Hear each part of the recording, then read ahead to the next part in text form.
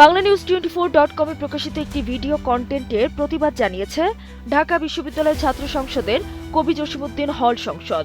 হল সংসদের জিএস মাসুম আবদুল্লাহ স্বাক্ষরিত বিবৃতিতে প্রকাশিত ভিডিওটি একপাক্ষিক, বিভ্রান্তিকর ও ভিত্তিহীন বলে দাবি করা হয়েছে। পাশাপাশি ভিডিওটি বাস্তব ঘটনা প্রবাহকে বিকৃত করেছে এবং জনমনে বিভ্রান্তি সৃষ্টি করেছে বলে দাবি করেছে কবি জসিমউদ্দিন হল সংসদ।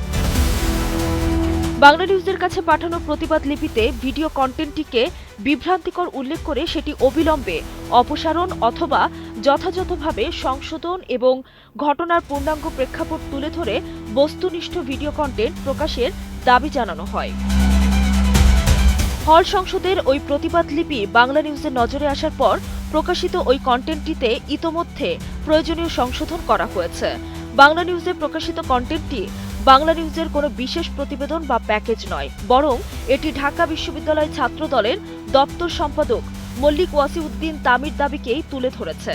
হল সংসদে ছাত্র শিবির নেতাদের অর্থ লেনদেন ও চাঁদা দাবির বিষয়ে গত 1 জুলাই প্রক্টর বরাবর লিখিত আবেদনও করেছিল ঢাবি ছাত্রদল। কাজেই অর্থ লেনদেন বা চাঁদাবাজির দাবিটি ছাত্র দলেরই। এই আমাদের যে ভেন্ডরগুলো এবং আমাদের স্টাফগুলো রয়েছে তাদেরকে বলেছে যে তাদের প্রথমে বলেছে 10 লাখ টাকা দিতে, তারপরে যখন বলেছে যে না এত টাকা দেওয়া যাবে না, আমরা তো পারমিশন নিয়েছি, আমরা কিন্তু 2 মাস আগে থেকেই পারমিশন নিয়েছি, যেটা আমি প্রেস ব্রিফিংয়ে দেখিয়েছি, আমাদের কাগজও রয়েছে, আমি আপনাকেও ডকুমেন্টটা দিয়ে দিব।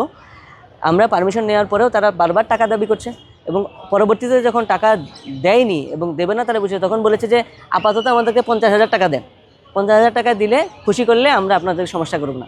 যখন ওই 50,000 টাকাও দেয়নি তাদেরকে কিন্তু তুলে নিয়ে গিয়েছে। তো এই তুলে নেওয়ার এখতিয়ার এটা কিন্তু বিশ্ববিদ্যালয়ের প্রক্টোরিয়াল টিম ছাড়া আমার জানা মতে কারোরই নেই। আমরা যখন প্রক্টোরিয়াল টিমের সাথে কথা বলেছি তারাও বলেছে তারা এই ধরনের কোনো ঘটনার সাথে ব্যাপারে অবহিতই না।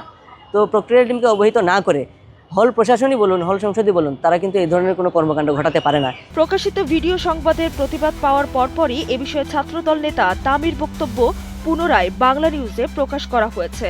কিন্তু এ বিষয়ে হল সংসদের বক্তব্য নিতে চাইলে তাদের পক্ষ থেকে কোনো সাড়া পাওয়া যায়নি।